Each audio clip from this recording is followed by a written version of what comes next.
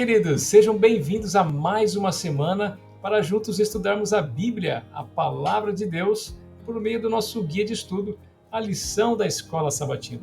Eu quero fazer um convite especial para você, meu amigo. Você que ainda não se inscreveu lá no meu canal, a Bíblia na Minha Vida, no YouTube, inscreva-se, ative ali o sininho das notificações para você receber esse conteúdo semanalmente e fazer parte da nossa comunidade. Nós temos aqui algumas dicas de leitura para fazer também essa semana. Olha só esse livro, Introdução à Missão Adventista, muito bacana, da Casa Publicadora. Se você ainda não adquiriu, entre em contato conosco aí através do DDD 21 3872 7375, nosso WhatsApp comercial. Nós também temos o livro Revelações de Jesus Cristo. Vou sair um pouquinho da tela e mostrar aqui para vocês, tá vendo? E nós temos um terceiro produto que é muito bom, Daniel, Interpretação, História e Teologia. São livros, vejam só, bem grossinhos aqui, viu? Mas são livros importantes para você que deseja se aprofundar no estudo da Bíblia. Então, lembrando, vai lá no YouTube, se inscreve no nosso canal, a Bíblia da Minha Vida, ativa as notificações para você ficar sabendo de mais novidades como essa, além do resumo da lição da Escola Sabatina. Vamos juntos para mais um comentário aqui? Se Deus quiser, vai ser bênção para todos nós.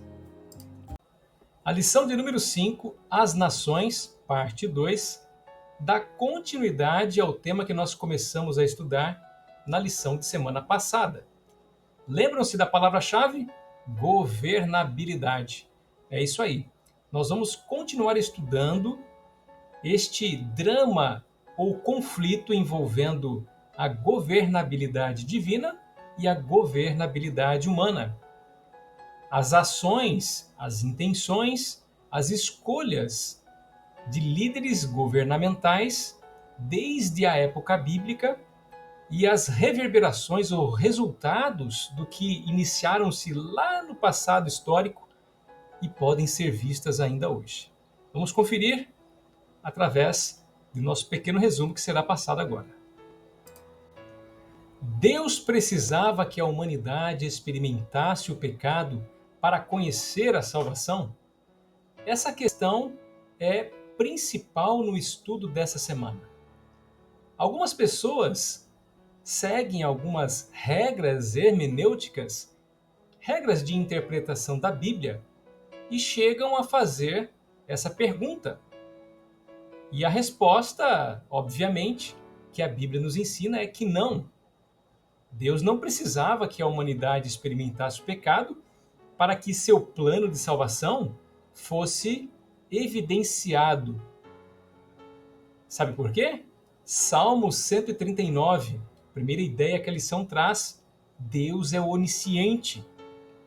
Sabe por que Deus julga as ações humanas? É porque conhece antecipadamente as suas intenções. Então Deus não precisa que as pessoas façam algo ou experimentem algo para que o seu plano seja funcional na vida delas. E pelo contrário, Deus oferece o seu plano, um plano de amor, um plano de resgate, para que as pessoas possam então viverem felizes através da salvação em Cristo Jesus. A segunda ideia que vemos é que o pecado, esse sim, descaracteriza a vontade de Deus. Portanto, a regra hermenêutica que leva as pessoas a elaborarem essa questão, como nós lemos no início, pode estar realmente respingada ou afetada pelo pecado. Salomão observou que, prevalecendo a maldade no mundo, o juízo e a justiça são anulados e o resultado é sofrimento. Isso está claro em Eclesiastes capítulo 3, verso 16.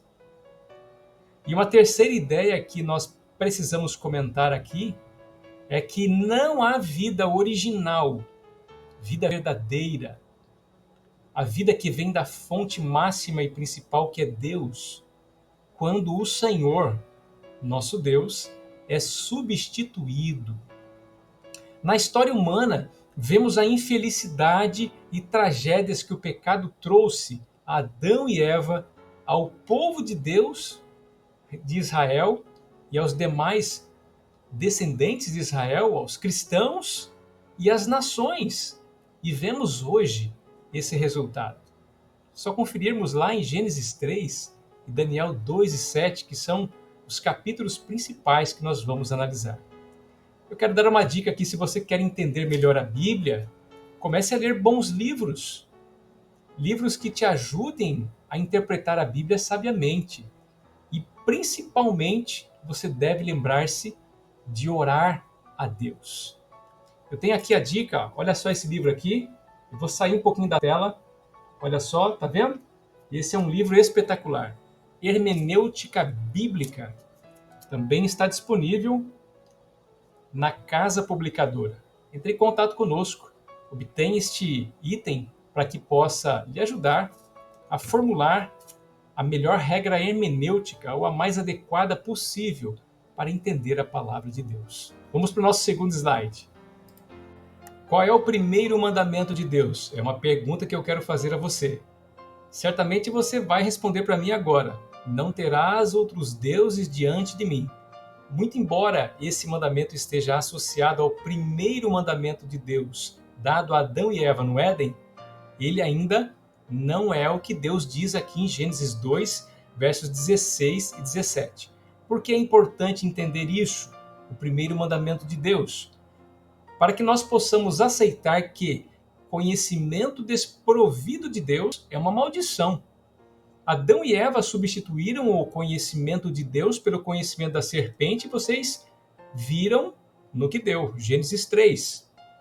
Eles pecaram e depois, por tendência natural, toda a humanidade pecou e hoje nós vemos os resultados do pecado na vida humana, na vida da história humana. Portanto, qual é o primeiro mandamento? Vou ler aqui Gênesis 2, versos 16 e 17. E o Senhor Deus lhe deu esta ordem, mandamento: de toda árvore do jardim comerás livremente, mas de toda árvore do conhecimento do bem e do mal não comerás, porque no dia em que dela comeres, certamente morrerás. Então vejam que esse mandamento é associado à alimentação, à vida original e à morte eterna.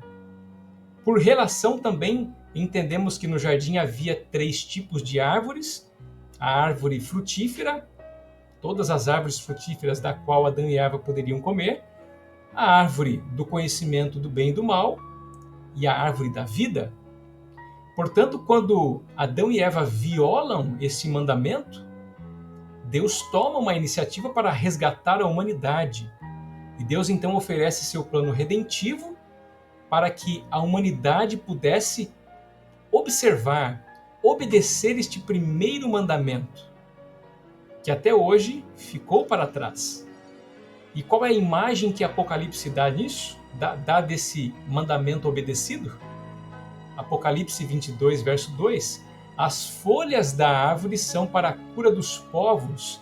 Aqui João, em meio a uma revelação dada por Jesus, vê o final da história da salvação, contemplando o povo de Deus guardando, obedecendo este primeiro mandamento que foi violado lá no Éden. Não é interessante? Vamos dar continuidade aqui. Surgimento e queda dos impérios. As lições de segunda e terça-feira nos trazem um resumo das profecias de Daniel capítulo 2 e Daniel capítulo 7. O sonho de Nabucodonosor, rei de Babilônia, com uma estátua. A estátua tinha uma cabeça de ouro, peito de prata, o ventre de bronze, as pernas eram de ferro e os pés de ferro e barro. E uma pedra viria e esmiuçaria a estátua, estabelecendo o reino de Deus. Daniel 7, ele vê 4 animais. O primeiro é um leão, o segundo é um urso, o terceiro é um bode e o quarto é um animal terrível e espantoso, do qual surge um chifre pequeno. Este chifre pequeno, ele é quebrado, esmiuçado pelo reino de Deus que é estabelecido na terra. Vejam as semelhanças, quantas semelhanças. e a interface desses dois capítulos. O mais interessante é que essa seção de Daniel 2 e 7 foi escrita em aramaico, revelando a preocupação do profeta com os reinos gentílicos. Os reinos gentílicos aqui mencionados, ou podem ser mencionados como ouro e leão, Babilônia, a prata e o urso, como o reinado medo-persa, o bronze e o bode, como o Império Grego, as pernas de ferro e o animal terrível e espantoso, como Roma Imperial, os pés de ferro e barro e o chifre pequeno são uma mistura de Roma Imperial e Roma Papal, e a pedra que vem sem auxílio de mãos e destrói a estátua, que é a volta de Jesus, como também é o provimento da destruição do chifre pequeno de Daniel 7, nessas semelhanças vemos que os reinos gentílicos não dominarão para todo sempre o povo de Deus. Embora vejamos nessas imagens a perda da autonomia do povo de Deus pela quebra da aliança, vemos também a esperança encontrada em nosso Senhor e o seu provimento por meio de Jesus, a fim de restabelecer seu reino nesta terra renovada. Não é uma bênção? Vamos dar sequência aqui aos nossos comentários. Na parte de quarta-feira, a lição da Escola Sabatina traz um tema interessante: as profecias de Apocalipse 12 e 13. E aqui vemos imagens muito interessantes que podem ser associadas ao que Daniel revelou lá no capítulo 2 e no capítulo 7, e também podemos associar aos eventos históricos durante séculos e até mesmo os dias de hoje. As imagens envolvidas, por exemplo, em Apocalipse 12, que é de uma serpente dragão que persegue a mulher e ataca-lhe com água, olha só, está no verso 15, Apocalipse 12. Às vezes a gente pode não entender nada a princípio, mas a gente precisa trazer aqui a interpretação dessas imagens. A terra que socorre a mulher e engole o rio, o água, né? Está no verso 17. Qual é a interpretação para isso? Seguindo um método historicista, a Igreja Adventista interpreta da seguinte forma: serpente e dragão é Satanás, logicamente, está no verso 12 do próprio Apocalipse 12, e a água são governos terrestres que estão confederados com Satanás, que perseguem a mulher, ou seja, a igreja. E a terra, então, passa a ser um abrigo da igreja. Que terra é esta? É um mundo ordenado, um mundo de liberdade. Em alguns casos, as profecias associam a terra até com a terra de Israel. Mas nesse caso nós vamos ver que é a América protestante. Em Apocalipse 13 nós vemos o desenrolar desses eventos proféticos. A besta que emerge do mar, que recebe a autoridade do dragão, foi ferida, curada e adorada. Ela fala blasfêmias contra Deus. A besta que emerge da terra, que parece cordeiro e fala como dragão, faz uma imagem para a besta do mar, que persegue por meio de decretos as pessoas que não decidem adorar a imagem. Qual que é a interpretação historicista que a Igreja Adventista coloca à disposição das pessoas? É simples.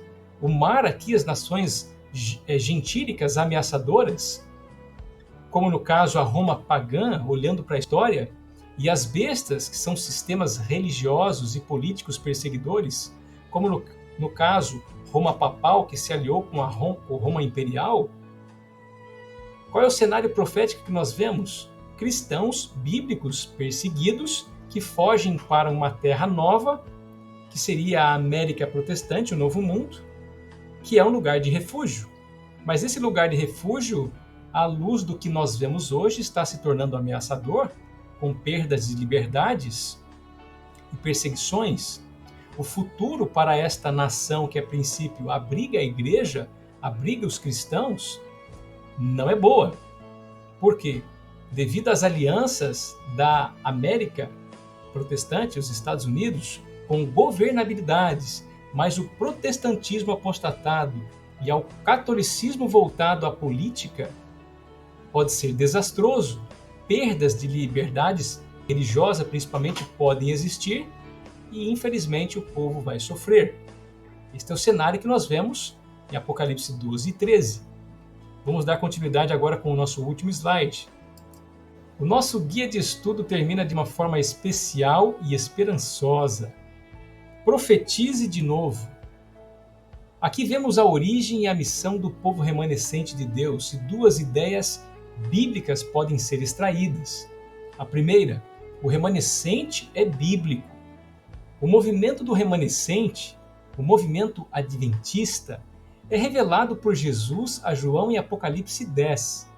O remanescente, movimento adventista, restaura verdades bíblicas, obscurecidas por sistemas religiosos e políticos ao longo dos séculos. Como nós vemos, Roma pagã e seu alinhamento com Roma papal, na qual se transformou em sistema católico romano, que impede que as pessoas adotem verdades bíblicas para suas vidas, que não veem, como por exemplo, o sábado bíblico, o santuário celestial, a verdade sobre os mortos e a volta de Jesus. Este movimento adventista, o movimento remanescente, seria levantado por Deus no final dos 2300 anos proféticos de Daniel, capítulo 8, verso 14. 2300 dias, anos proféticos, que estudados em paralelo com Daniel 9, em Esdras capítulo 7, vemos que a partir do ano 457 a.C. até o ano 1844 depois de Cristo, vemos o transcorrido percurso desse período. E em 1844 surge o movimento adventista para poder restaurar estas verdades. Hoje, no século 21, estamos aguardando Jesus voltar. E o convite que eu faço a você é que preocupe-se com sua vida espiritual e busque mais informações sobre essa profecia. A segunda ideia bíblica aqui é que a missão do povo remanescente, ou do remanescente de Deus, é divina. O anjo de Apocalipse 10 grita com voz forte, como os três anjos de Apocalipse 14, versos de 6 a 12, e o anjo de Apocalipse 18, verso 2. O que é que eles gritam? É simples: o evangelho eterno, que deve ser proclamado no contexto do tempo do fim. Ora, de acordo com a profecia das 2.300 tardes e manhãs ou 2.300 anos, nós sabemos que o tempo do fim se estende a partir do ano 1844, onde as ovelhas de Deus, que reconhecem o seu chamado, saem de Babilônia. O que é Babilônia? Lembra-se, lições passadas? Sistema pagão, político e religioso. Esse falso sistema religioso e político é denunciado, as ovelhas ouvem, saem desses apriscos e se juntam ao povo de Deus. E então, no momento oportuno, cumprida todas as profecias, Jesus volta ao mundo, resgata as suas ovelhas e inicia um processo de restauração desta terra e estabelecimento de seu reino. Quer fazer parte desse povo, meu querido? Aceite a salvação em Cristo Jesus. Busque as profecias que te orientam com relação ao tempo do fim. Entenda que Jesus está à porta e está voltando. Deus abençoe a todos e até uma próxima semana.